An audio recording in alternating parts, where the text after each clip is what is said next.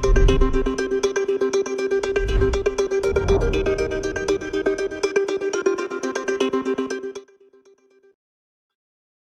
evening, I'm Pia Ranada, and this is In the Running, Rappler's daily run-through of the highlights of today's filing of certificates of candidacy for the 2022 elections. Today, Wednesday, October 6th, is day 6 of the COC filing. The filing of candidacies will run until October 8th at the Sofitel in Pasay, and this show will also be running every night until October 8th at 7 p.m. Joining us today as guest analyst is veteran journalist John Nery and Rappler Regional Head Inday Espina-Varona.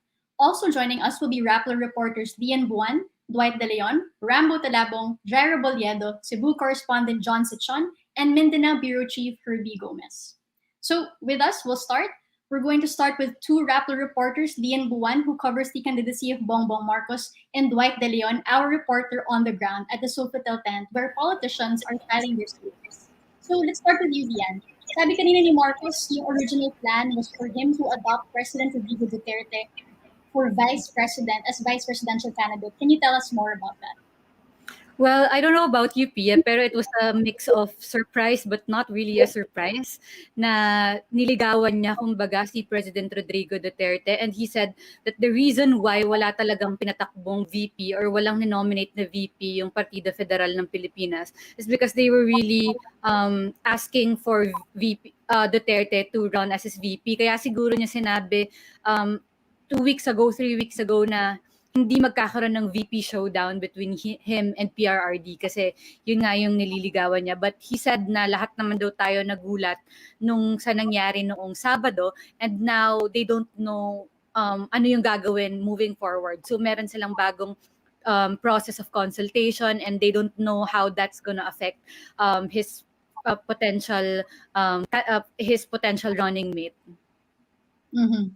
So, yung question dito ng marami, no? Parang sino na yung magiging VP ni Bongbong? Nag-file siya today pero wala naman siyang sinabing sure na VP or running mate niya. But he said nga na parang it's possible he said he's open to Bongo, but at the same time medyo parang alanganin siya, parang sabi niya, 'di ba? Bong to the third power. So it's kind of in a way, I don't know, poking fun at the whole idea. But at the same time, we're also wondering, is it completely out of the picture na si Duterte will run as his VP? Kasi as we all know, diba, November 15 will be a substitution period. And is it possible, for example, that whoever Marcos adopts as running mate could still be substituted by Duterte if ever he changes his mind? Possible ba yun? By COMELEC's process, all of that is possible naman, diba, hanggang end of November. And maybe, Pia, you can also jump in on this. Tama yung sinasabi mo na yung kanyang response dun kay Senator Bongo, it's not really, oo, ganun. Parang, oo, willing ako. Parang it's more like, sige, tignan natin, which has been his template response every time you ask him dati pa kung ano yung magiging tandem, na parang, sige, parang just for the sake of saying that we are talking. Mas naging interesting sa akin yung response niya when he was asked repeatedly about Mayor Sara. Parang by the end of the yung Q&A kanina, parang sinashutdown niya na yung mga tanong eh. Kasi parang pinipilit pa rin siya na, ano bang usapan niyo ni Mayor Sara? And he kept saying like, hindi nga siya tatakbo, diba? Tapos na yun na yun. That's the answer. Parang ganun. So parang, that's interesting for me, but also, and you would know that there's a very complicated dynamics between among Duterte, Sara, and Bongo. So hindi mo alam kung is it a tight knit circle between the four of them, or baka may nangyayaring favored niya si Duterte more than Bongo, favored si Sara more than Bongo, or baka pati sa circle nila merong iringan. So we don't know. Mm-hmm. We're now joined by John and Inday. John and Inday, meron ba kayong insights about this development? Were you surprised? What do you think will happen after this? Hindi ko masyadong makuha so tatanong lang ako kay Lian. Si Bongbong ba kaya wala siyang VP was because wishful thinking lang ba yun, o talagang nasabihan siya, may agreement sila ni Duterte, however informal that agreement was, that Duterte would run with him?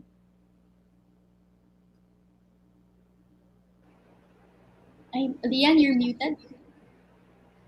sorry, I don't know for certain, but I feel like he was really hindi siya wishful thinking. Siguro parang may pinangahawakan siya because he seemed very, very confident in his last press conference before his announcement that walang magiging showdown between him and President Duterte. That's one thing he said in clear terms na hindi kami magsasabong. Parang ganun. And so parang meron siyang pinanghahawakan kanina na meron sila sigurong napag-usapan. But then again, as he said kanina mismo, sabi niya the most favorite sports of Filipinos is politics. So parang there are no closed doors kung ano pa yung pwedeng mangyari by the end of the substitution process. Lian, I have a question. Is it still possible for Bongbong Marcos to change parties? I think hindi na. I think maybe Dwight can help me on this kasi he has already filed his candidacy under PFP. So Dwight, maybe you can jump in kung pwede pa siyang mag-change ng party. Well, for now, I think the thing is the substitution deadline is November 15. So Okay. what we know for sure is if someone is going to run for president or run for vice president, then he or she has to be a member of that party and has to replace the candidate na nag-file or yung aspirant na nag-file ng COC under that party before November 15 deadline. That's what we know for sure. So theoretically, if you were to change party, marami siyang kailangang daanan. So someone has to file in the party that he wants to run under and then he has to switch and take oath before he can substitute. Parang gano'n, mag-run around siya. Now, the reason I ask is the COCs wing of PDP Laban, which is still the official governing coalition, has been courting Marcos. So is that that's a closed door already? Is that what we're hearing from the ground?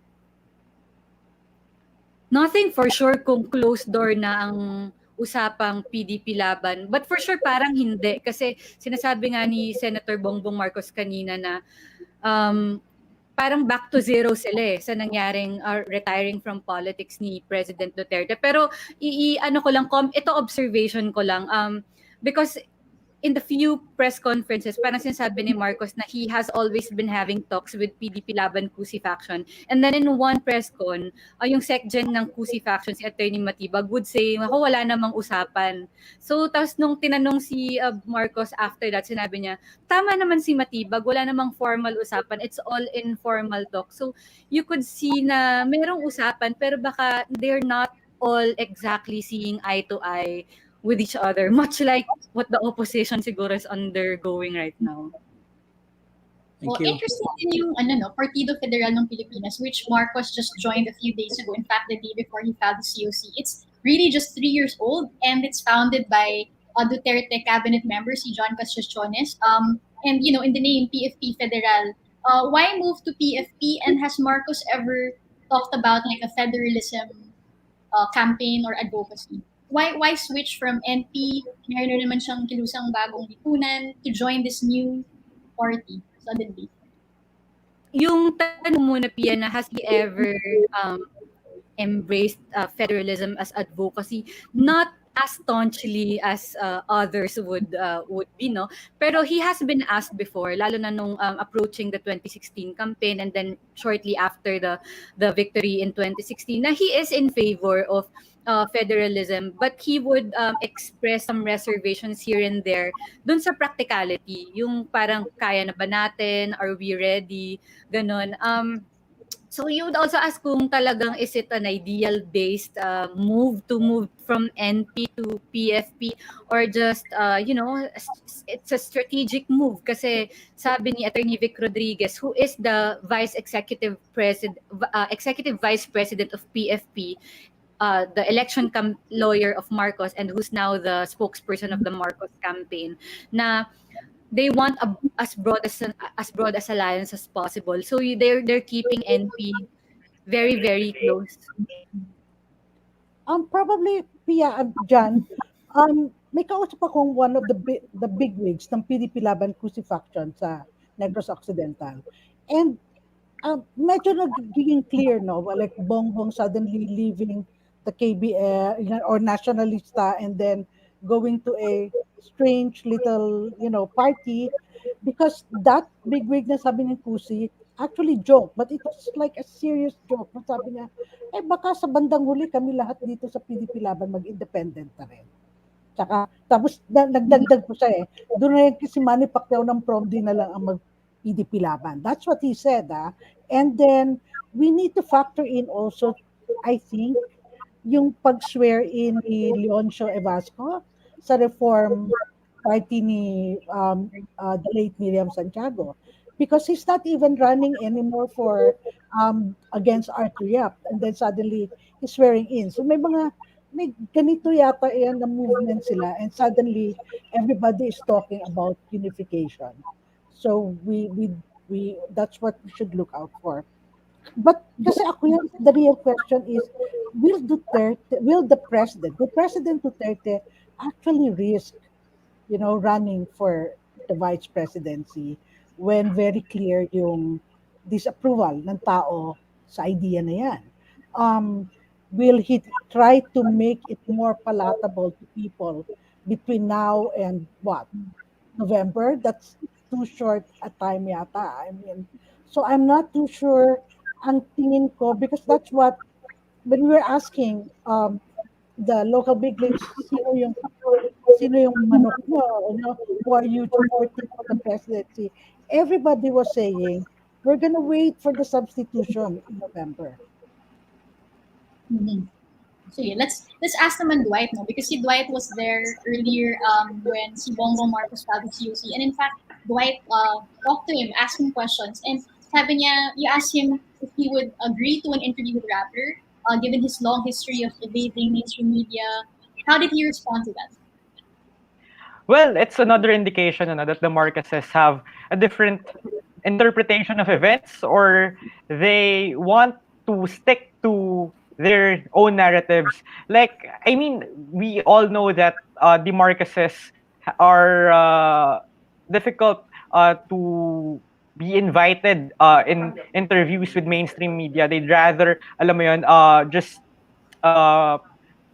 be interviewed sa mga online platforms, sa mga alternative online platforms. So, kanina, ask them that question na paano kung are you willing to be interviewed? And actually, he said na, well, I don't refuse interviews naman.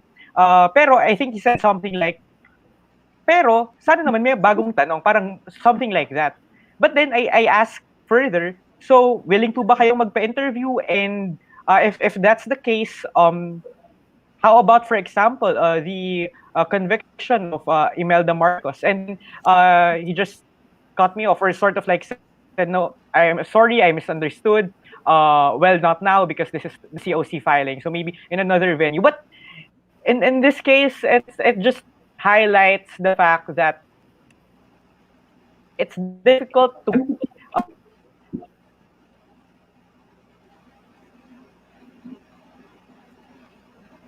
I think we lost family. Ganun Dwight. sila ka... Hello? Hello? Medyo garbled kanina, but I think you're back. Is Dwight back? Dwight, can you hear us? Yes, I can hear. Can you hear me?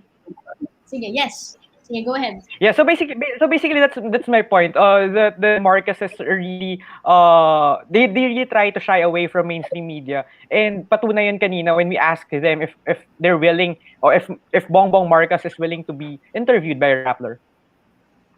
Mm-hmm. And then also during around that time, diba, yung some people who were there in the Sofitel tent received an emergency alert message in their phones. Yes. Can you just tell us a bit more about it? Like, at what point na receive niyo yun? Sino-sino yung mga naka-receive nun? And did it strike you as odd, and why? Actually, it happened multiple times in the day, ha. Hindi lang siya parang umaga ganyan. By 2 p.m. tumutunog pa rin yung phones ng ibang mga tao. And remember that this emergency alert system, usually natatanggap lang natin to kapag may papalapit na bagyo or kapag may mga warning about floods or kapag lindol. So kapag narinig mo yung loud noise na yon, ang unang papasok sa isip mo, may lindol bang paparating? Kasi hindi naman umuulan masyado kanina. But then, ang nakita namin is an ad about BBM's 2022 election plans. So, it's odd. And, syempre, at first, parang nakatakot din. Parang, ganito ba ka-powerful yung machinery if ever this really came from the Marcos's camp? But the campaign said na hindi naman, the BBM campaign team said, hindi naman daw galing sa kanila. That's what they said on the record. And we also asked other agencies kung kanino ba nanggaling to. Comelec said na, well, first, they don't have election laws to punish yung mga behind this emergency alert. Then we have NTC saying na parang they're conducting an investigation. And the RRMC, I think it's naipag-usap sa Pia, saying na they're disowning these emergency alert. And we also have Bayan Muna saying na this should be investigated because this is supposed to be a thing that's useful for Filipinos, but it's being hijacked. Yeah, very sketchy. I remember 2019 elections, I also got text blasts from Bongo supporters, but iba to kasi emergency alert may this is different eh. Oy, pero by the way, kanina yung mga tao, yung hindi nakatanggap ng emergency alert, they got text messages. So I would just like to point that out. So kasi I have a fellow reporter na nakatanggap naman siya ng someone from the venue nakatanggap naman siya ng text message but nasa phone number niya. Dwight, I think that this emergency alert gimmick of the Marcoses is what you call an own goal. Emergency alerts are used only to warn people of disasters, and I think subliminally they have warned us that a Marcos presidency is a disaster for this country. I'm only half joking because I really like your point about the Marcoses avoiding the usual suspects in mainstream media. I think it's important to note that the Marcoses have invested in a massive information infrastructure of their own. You can see that in YouTube, for instance. And now, for some reason, they decided to show off the latest gadget that they have. Innovation. Probably through the emergency alerts. It's their way of shaping the narrative without being harassed, without being interviewed by mainstream media journalists. So I think we should really follow up on this. They should not get away from misusing emergency alert channels. At the same time, we should focus on exactly how they are creating their own narrative independent of mainstream media. Thank you. At nabasa ko lang pala sa Twitter, buti na lang daw yung emergency alert natanggap natin many months before. Hindi hours later. Hindi parang 10 seconds before the earthquake, ganyan. So you have months to prepare. Advanced. Sige, thank you so much, Lian Buan and Dwight De Leon. Let's move on to other highlights of the day. We have with us Rambo Talabong. Rambo, despite lagging in pre-election surveys, Senator Ping Lacson is confident that he can beat the odds. What is his strategy this time around? Mm-hmm. So Pia, yung tanong na yan, matagal na natin yung tinatanong kay Senator Lacson. We've been asking that for a long time because even before he filed his COC, we've been asking, what's your appeal to the mass base? Because you are an impressive senator, but when it comes to presidential surveys, you're not really performing really well. But then he's always been really calm when it comes to these questions. He's been, his response usually is, we have the same strategy. We have the machinery. we have the right people on the ground to campaign for us and they will deliver to us. And what is he talking about? He's talking about Partido Reforma, the one that was just recently revived by Pantaleon Alvarez. And Pia, you covered Alvarez when you covered Duterte. He's really instrumental when it comes to on the ground organizing when it comes to Duterte. So Lacson is hoping for the same mechanic, the same miracle, the same thing that Pantaleon Alvarez did to Duterte to do to him. And especially since he also has Senate President Vicente Soto III to also lift him up. So he's pretty confident about his run. And this is also something that he's always repeating when we ask this question. It's too early to tell. It's only October 2021, and he thinks and he believes, and based on his experience as well, there's a lot of things that can happen in the span of the many months before May 2022. Mhm. And some people critical of the president, no, when they look at the Lacson and Soto tandem, they see enablers. And in fact, parang they're just one of the few of many candidates claiming to be the political middle, di ba? Yung parang not Mhm. not DBS, not Dilawan, but in the middle. Since recently lang sila naging critical of Duterte, how do they address this charge? No, they're enablers. They're parang they're not really the real opposition or a real alternative to Duterte.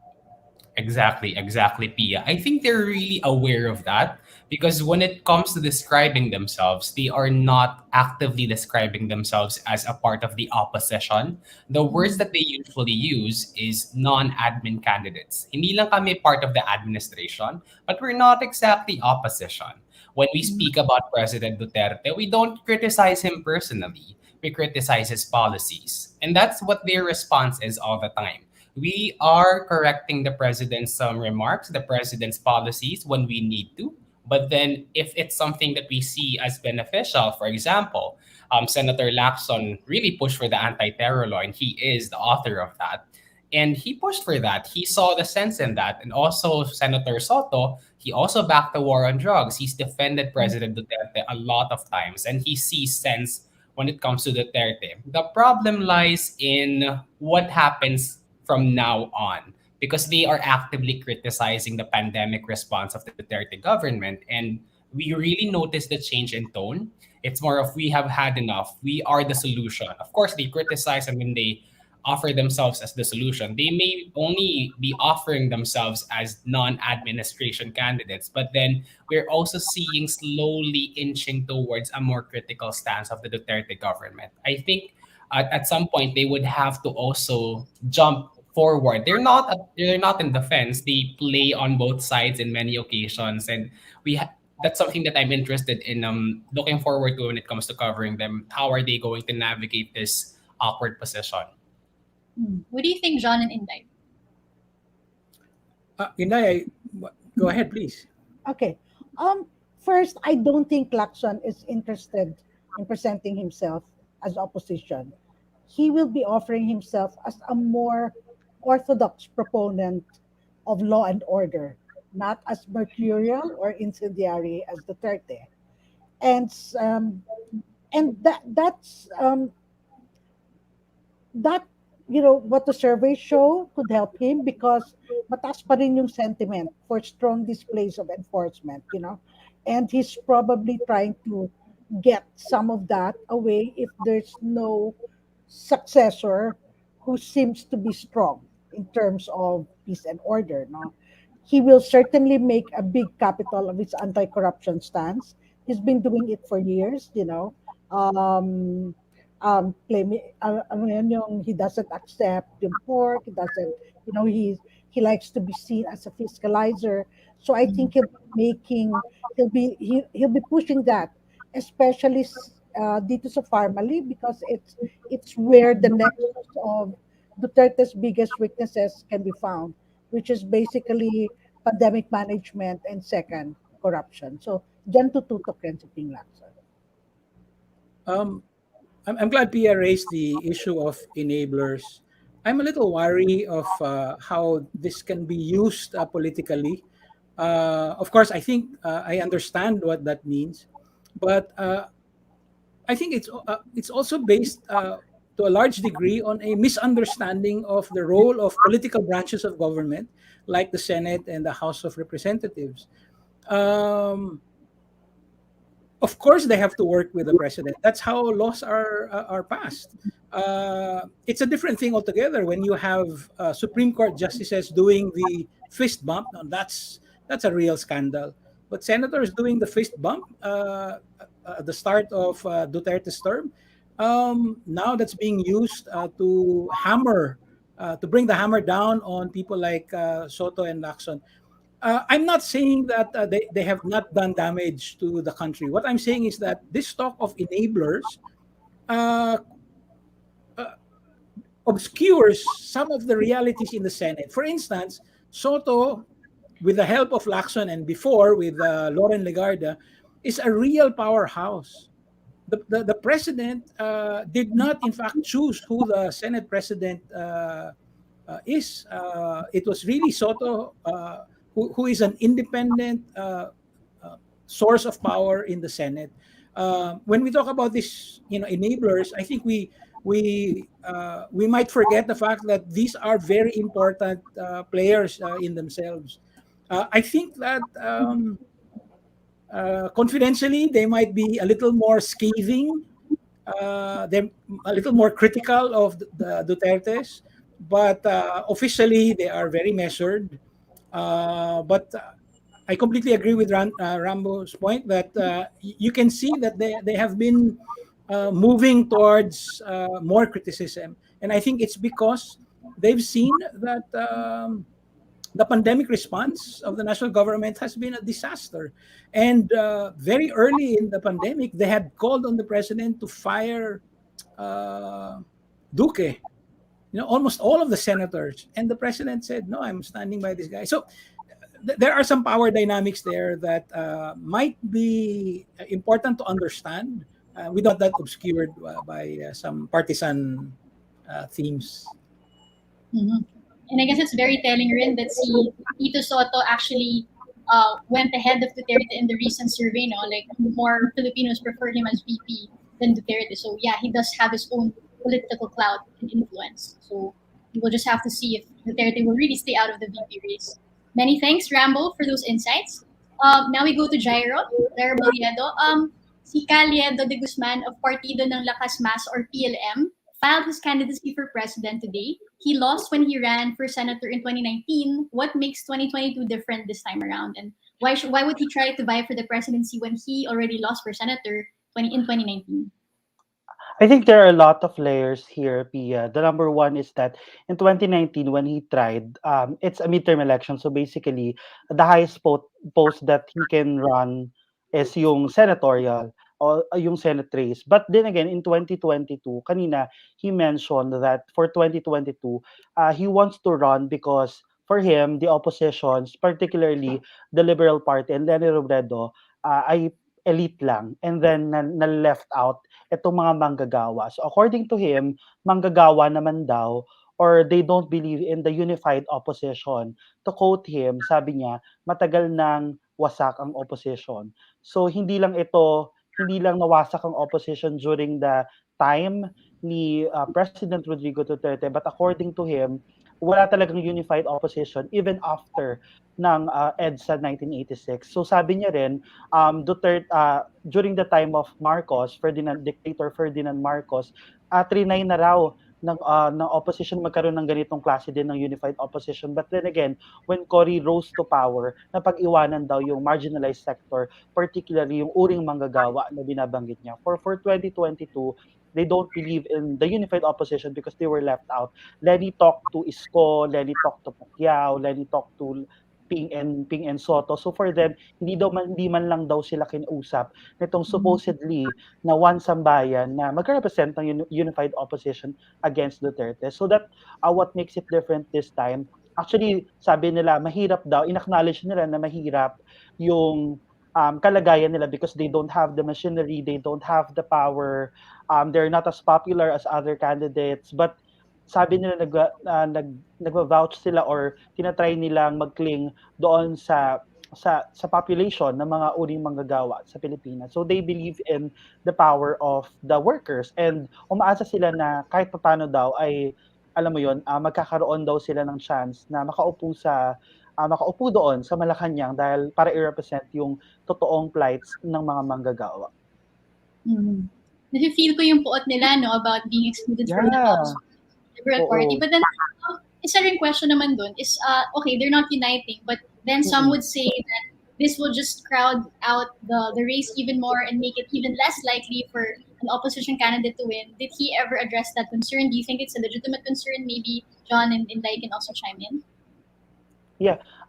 For me, it's a legitimate concern kasi it's really important for us if our opposition wants, to be unified and to defeat the Duterte. So I think it's a logical thing to file and to field a single opposition candidate. But then again, this specific faction of the opposition, particularly the manggagawa faction, ay hindi naniniwala doon sa unified opposition because they're being left out nga. I think the situation would be better or could have been better if nakipag-usap na lang sana yung Sambayan to them, because if this certain united opposition believes in united opposition, all of the sectors will be makakausap at magkakaroon ng chance para i-voice out yung kanilang paniniwala.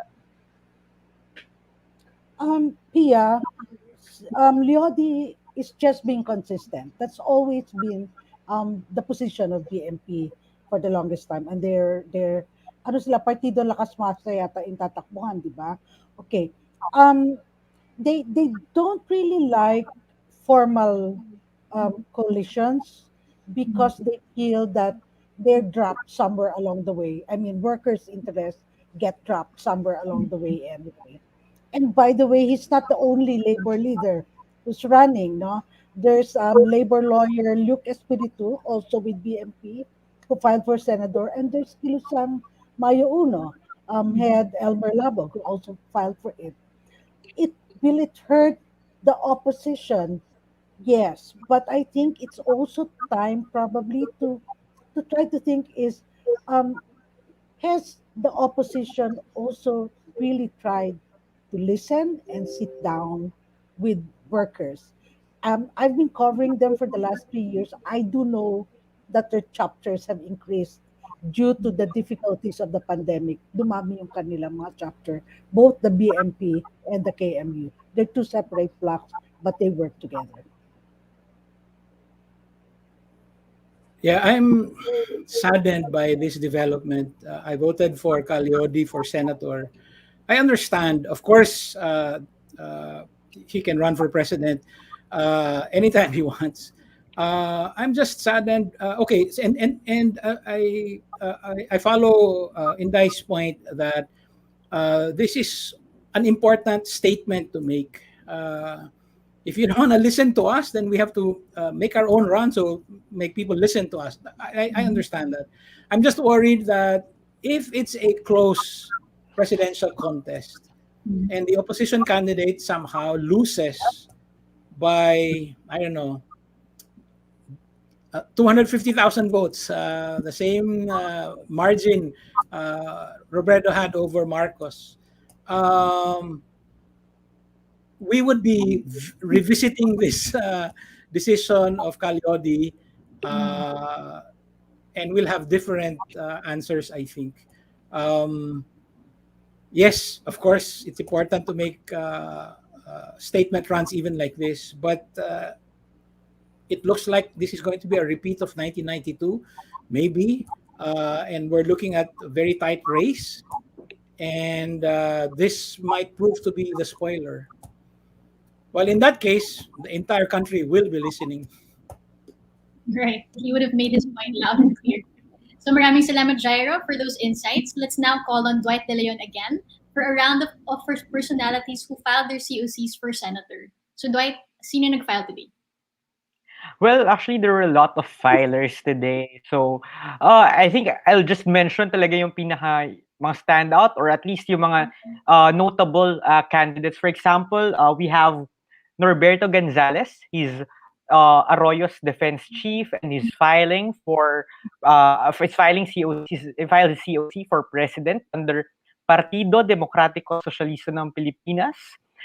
He claims that his presidential bid has always been a plan, but of course, when we saw him and he introduced himself, as running for president, of course there were like talks na parang, are you a placeholder for someone?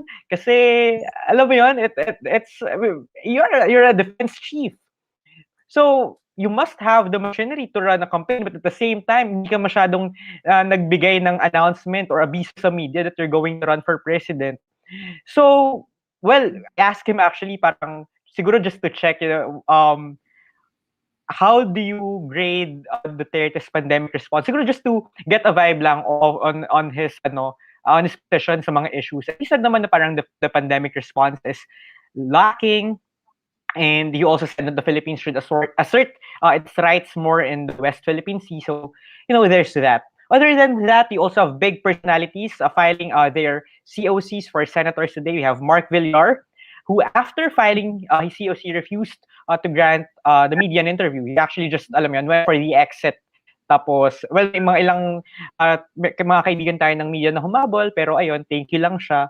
Then we have Meg Zubiri, and Joel Villanueva. These are re-electionist senators. And sa mga speeches nila, they cited their track records na parang masipag sila sa current Congress. And I mean, since they were elected, and that they should be given another chance to serve again the public. Then we have potential Senate newcomers. We have former Quezon City Mayor Roberto Bautista. He didn't say much when he made his speech, but he said he wants people to join him in the next chapter of his career. Then we have Monsieur del Rosario. He's a former congressman of Makati. In 2019, he lost the vice mayoral race there, but he said that his friends convinced him to launch a Senate bid sa halip na position for Congress for the House of Representatives. Then other brief mentions na lang. Then we have Mingita Padilla seeking a Senate seat. She said the poor pandemic response of the government prompted her to file her candidacy. Then we have Carmen Zubiaga. She had one of the best speeches today. She emphasized the importance of genuine representation for PWDs in the Senate. Okay. Do John and Inday have any questions for Dwight? No, I just found it very interesting. So Migs and Joel, they're re-electionists, right? They were part of the Duterte wave in 2016. And Mark Villar, he filed as nationalista. Yes, he filed as nationalista. Okay. Mingita Padilla, I think it's a very interesting name thrown into the mix. Yes, but she's running under the slate of Lacson and Soto, if I'm not mistaken. But she's running for senator. I think that's yes, she's running for senator. Yeah, she's a worthy candidate. I mean, it's important to have someone like her. She's been very active in the pandemic response, trying to generate private sector participation. To plug in the holes of the national government's pandemic response. So I found it very interesting that maybe because of that role of hers, she was moved to run for the Senate. Yes, and actually, I was impressed kasi syempre, kapag may mga nagpa-file ng COCs, hindi naman lahat yan bibigay ng kanilang set, yung mga platforms nila, kung ano yung gusto nilang ma-achieve. But then, there were some candidates, some aspirants na talagang gagamitin nila yung 7-minute or 8-minute speaking time nila para i-lay out kung ano ba yung gusto nilang mangyari if ever they're elected to a certain position. And Dr. Mingita Padilla was one of them. Parang she said something about fighting medical misinformation, fighting corruption, and giving specifics or hindi lang siya, alam mo yun, broad strokes. And mararamdaman mo kung ano yung pinanggalingan niya because she really, alam mo yun, manifested that her concerns about the pandemic fight in the country. Dwight, sorry, one more question. I get the impression that Lacson Senate slate is the most impressive so far. In terms of those who've actually filed and those who've said they are part of that Senate slate. Do you share that impression? Is that what you guys are talking on the well, ground? I wouldn't say I'm impressed. Pero it's a sort of a diverse lineup, and parang there's an effort to reach out to certain sectors. Kasi ayun nga, for example, Dr. Mingita Padilla is not someone that we really parang thought would run. Pero alam mo yun, parang sumipot siya today, nag-file siya ng COC, and when you realize or when you see her credentials, you realize that, oh yeah, she can be a senator.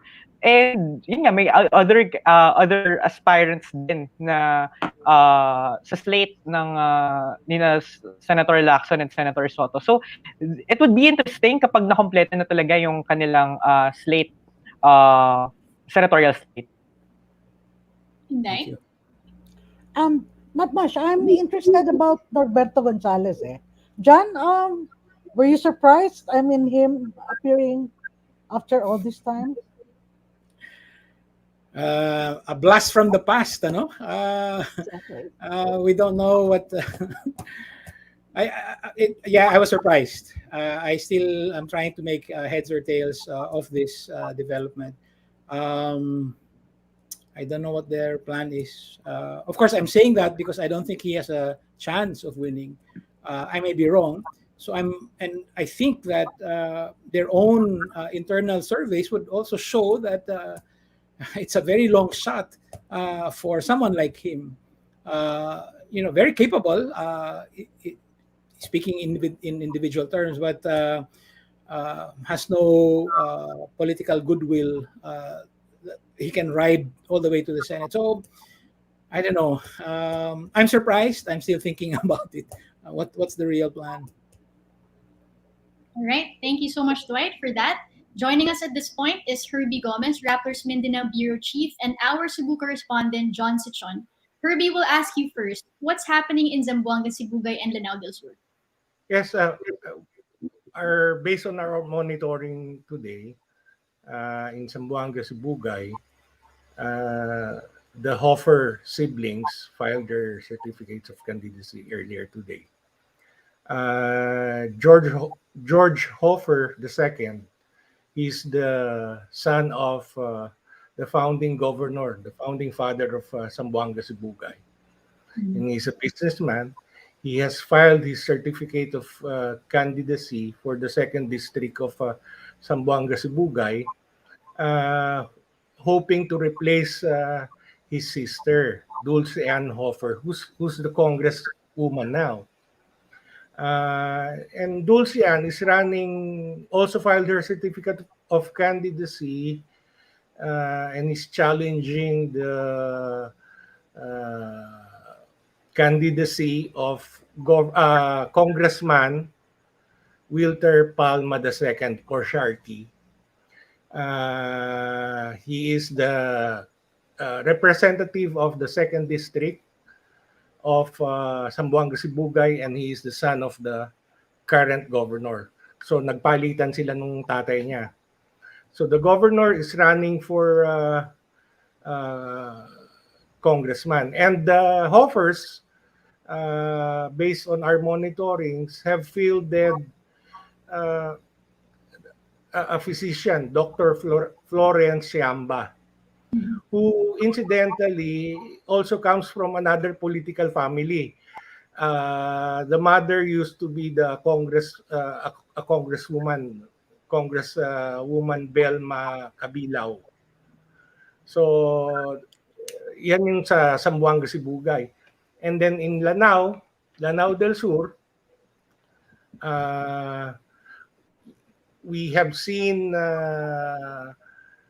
two former assemblymans of the defunct autonomous region in Mindanao clashing. One is Farouk Proxy Macarambon, who filed his certificate of candidacy for the 2nd district of Lanao del Sur against the current congressman, Yaser Alonto Balindo. Both come from old political families in the Lanao area, and Macarambon is the nephew of another former congressman, si Binasing Macarambon. So actually, what we're seeing in Mindanao is from north, south, west, east. We're seeing old families, some who fit the definition of political dynasty, trying to hold on to their power or clashing head on or ganging up on new players like in Dinagat Island. We just learned that Kaka Bagao has filed her COC for re-election against the Ecleos who are trying to get back. So that's the situation in Mindanao right now. Mm-hmm. John and Inday, any comments on this? We're good there. I'm good. I'm good with Herbie right now. See, Dulce Ann Hofer and Palma, they were both allies of the president, right? What does it mean that they're fighting, and what does it mean for loyalties to Duterte in the local elections reflecting to national elections? Pia, both are still allies, I think, of the president, but they're running not under the administration party, but through other parties that have coalesced with the PDP Laban. Like, for example, the Hoffers are running under the Nacionalista. The Palmas are running under Lakas NUCD. Same thing in Lanao del Sur. Puro allies pa rin. Except for for Macarambon, who is with the Action Democratico. Oh, okay. Interesting. Parang dapat tanungin siguro, do parties mean anything at the moment? You know? That is the existential question we need to face. But I have a question for Herbie. Yes. What's your impression now of the names that are being floated for president? Which of these names do you think are being supported by the families that you've mentioned of their administration allies? So are they choosing between Sara and Bongbong and Bongo, or whatever? They're not talking about it. They're not talking about. I think they're just testing the waters. Kung alam mo naman yan. Kung saan yan makakapabor, malayo pa election eh. Pero kung saan makakapabor yan, doon yan pupunta. Okay? But definitely, it doesn't have anything to whether they're religious or irreligious, kung ano yung tribe nila. Basically, what we're seeing from north, west, south, east, they're all the same bananas, most of them. Okay, so from Mindanao to Cebu naman. Yesterday, we talked about presidential spokesperson Harry Roque saying that President Duterte supports Michael Rama for Cebu City Mayor. Let's now ask our correspondent in Cebu, John Sichon, about that running story. John, what's your update on that? Right. So as of this morning, October 6th, the organizers coming from Partido Barog that held that launching of a sort, that the presentation of candidates, Casino Espanyol, received a show cause order from the Deputy Chief Implementer of Cebu City's Emergency Operations Center, which is City Councilor Joel Garganera. In a recent phone interview with Garganera, he told us that the mayor is very much aware of what had happened and is actually even apologized in a recent press conference today. Just to quote a little bit of what Garganera said, according to him, they've sent show cause orders not only to Partido Barog, but they've also sent it to the venue's establishment. Now, one thing to note, it's worth mentioning that the who was present there was, of course, acting Mayor Michael Rama, who is actually gunning for the position of mayor. It was pointed out that it was kind of ironic because Rama recently crafted Executive Order 143, which sets out the guidelines and the implementing rules and regulations for for these kinds of things in Cebu City during GCQ. What had happened in the event yesterday was that officials were just seen holding hands. They had this ceremonial raising, the raising of hands. And of course, it was already very evident, not just in photos, but also in their very own live stream of the event on their official Facebook page, where it was seen that they were no longer observing social distancing. And what we know is that they need to be at least 3 feet apart. These people were already very close to each other.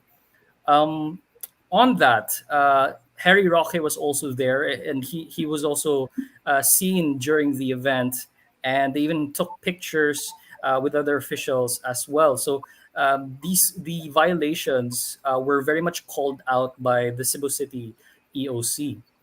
As of this moment, upon the issuance of the show cause order, they'll be given 3 days to send an explanation in writing to clarify whether or not they were liable mismo for the violation of the health protocols. Mm-hmm. And has Mike Rama apologized or said anything about this incident?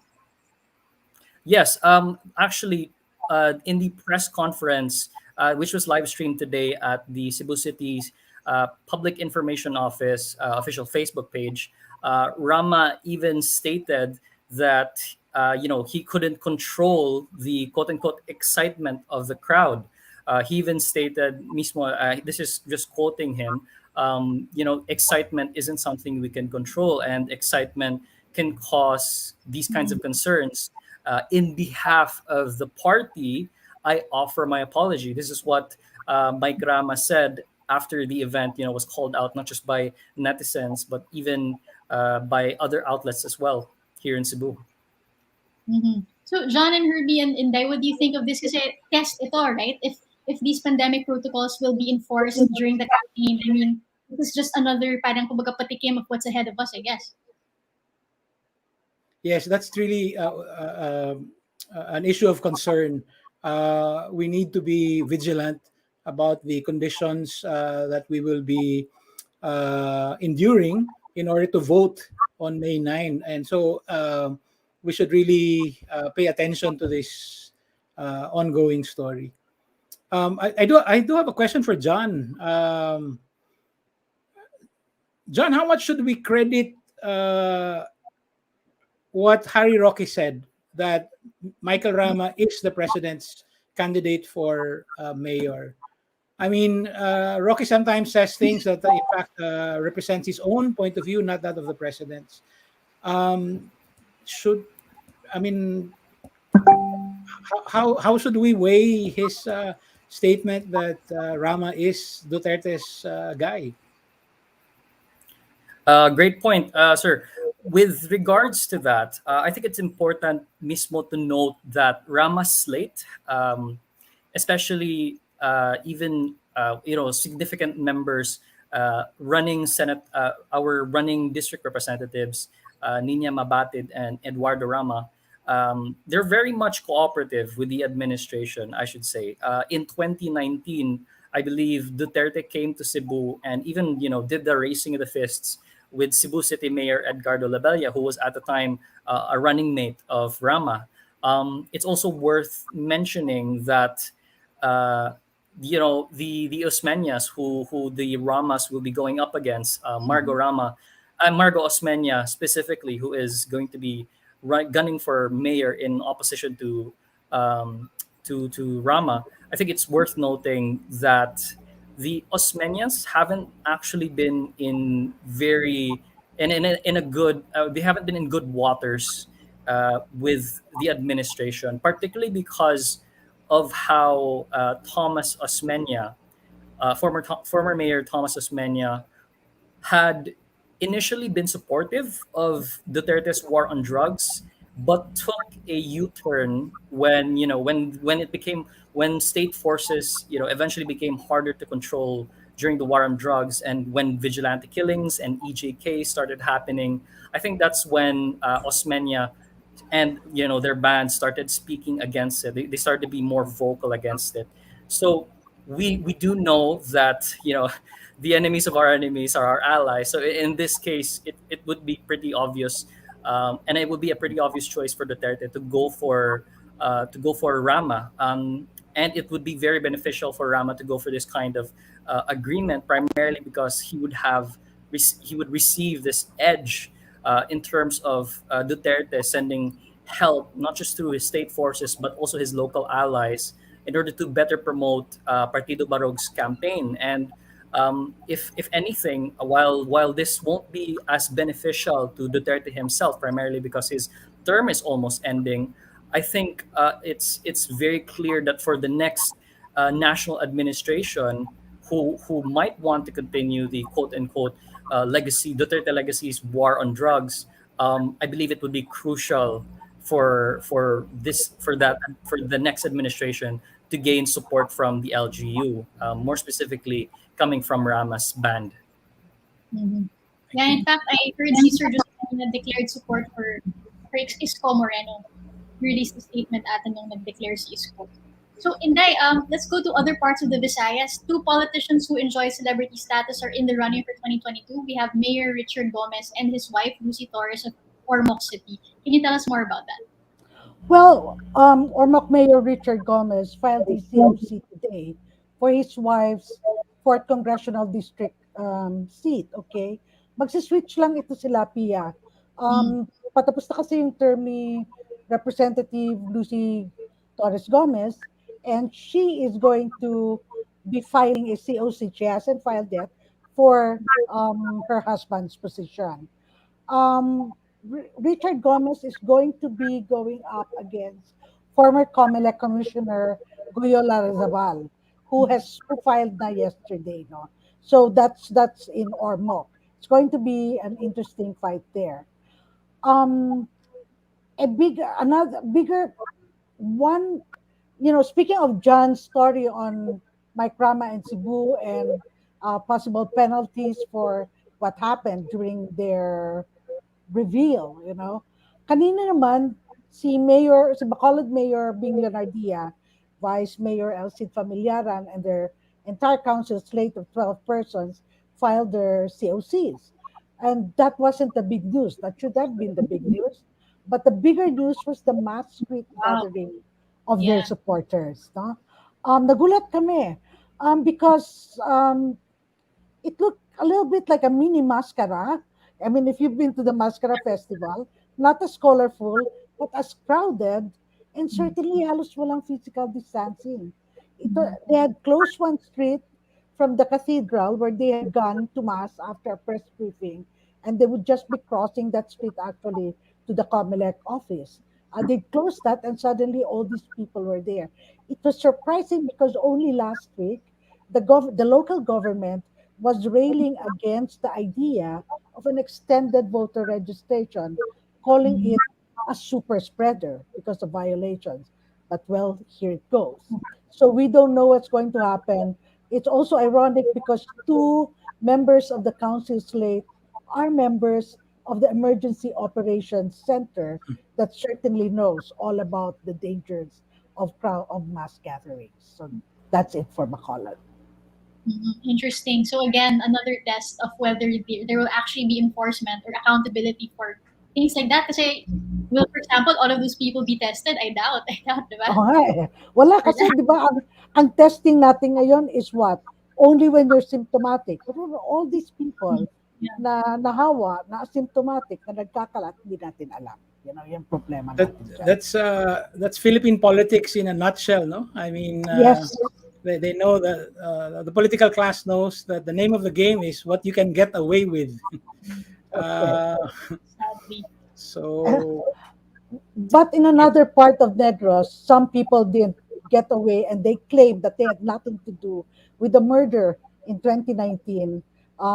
We had two incumbent councilors, who went to file their COCs in handcuffs. They walked from the police station, di naman malayo, towards the COMELEC office.